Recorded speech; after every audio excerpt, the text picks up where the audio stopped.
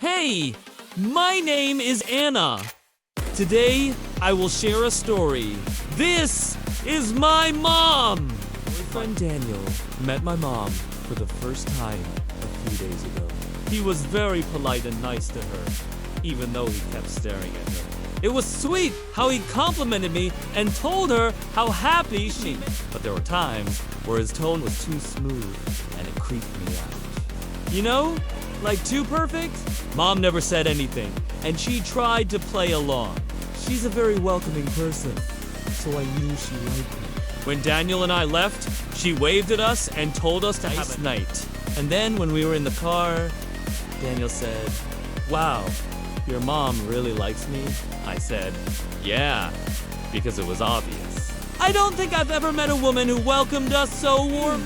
She has such a kind aura. I thought he was talking about my mom, but I was wrong. He said, "Tell she wants me." What? I laughed and said, "Don't be silly. I think you just have a good vibe." Smiled and didn't say anything else. I thought it was weird what he said, but I didn't think much of it. I was too happy being in love with him. Then PM rolled around. I was getting ready for bed when my phone vibrated. It was a text from Daniel. "You look beautiful tonight. Too beautiful for a mother-in-law." My stomach dropped. Why did he send this? I was confused, so I asked, "What do you mean?" He replied, "Nothing. It's late." Stupid. I felt unsettled, but I tried to calm myself down. Maybe he was just trying to be funny. But half an hour later, my mom sent me a photo of her bed and it said, "Good night," with a crying, laughing emoji. I showed the photo to Daniel and he said, "She drank a little bit too much wine. That's why she's up." I believed him, but I still found how they were texting each other so late at night. The next morning, Daniel texted my mom again. "You look beautiful tonight.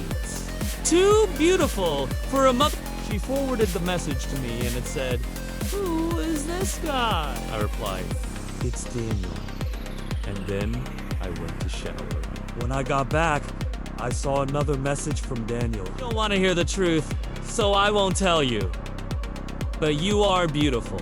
Your daughter is lucky to have you."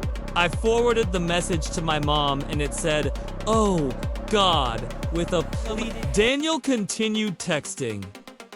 "I can't help it. I love you." Whoa. Wait. What? I was taken aback by his bold statement.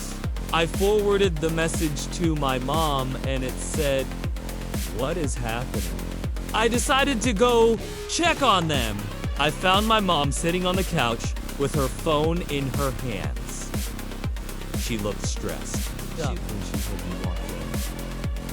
"Oh, Anna, you're awake.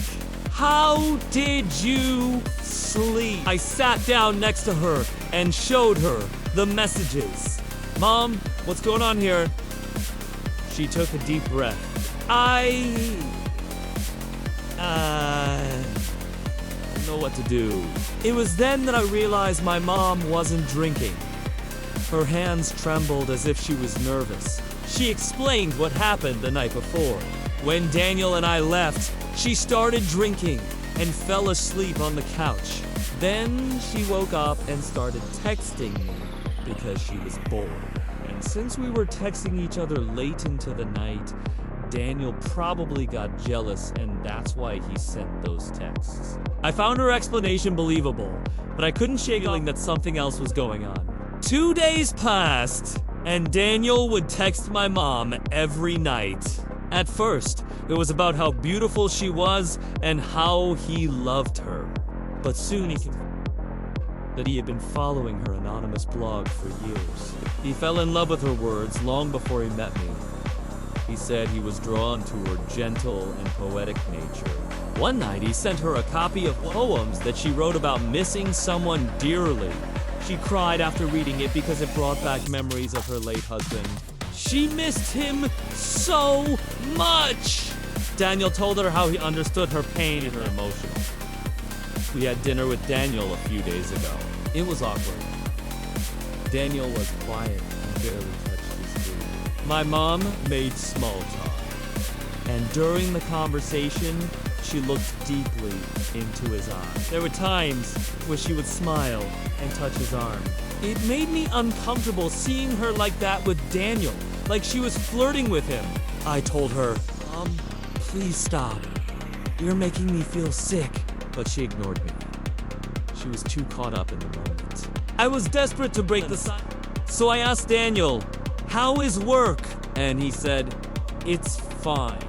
Then he turned to my mom and said, I feel alive when I'm with you. You make me feel more than I've ever felt. I threw my napkin on the table and said, let's go home. Grabbed Daniel's arm and pulled him towards the door. We walked out paying. My mom looked deeply disappointed. On our way home, Daniel stopped me on the street and said, why did you do that? I was having a nice time. I said, Mom was uncomfortable with you here. He let go of my hand and said, you don't understand.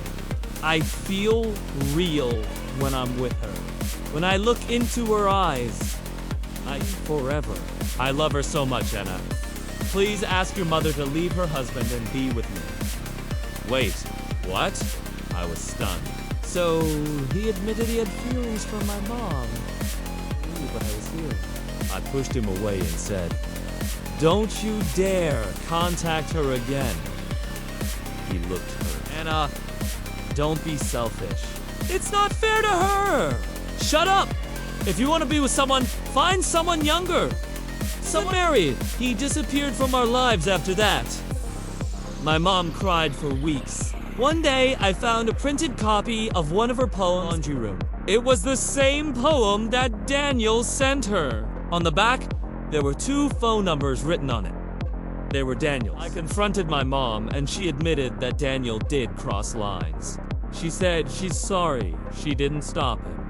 I found messages between Daniel. She was asking him to stay away from her, but he kept telling her how much he loved her and how he wanted to make her happy. I just leave him and my mom. At first, she begged me to come back, but I refused. I said, no, you need to fix yourself. 2 months passed, and I started seeing a therapist because of my mom. One day, I received an email from her. It said, hi dear. I was thinking about you and wanted to see how you were doing. I miss you and love you no matter what. I'm not sure if she's trying to reconcile or not, but I will always give her a chance.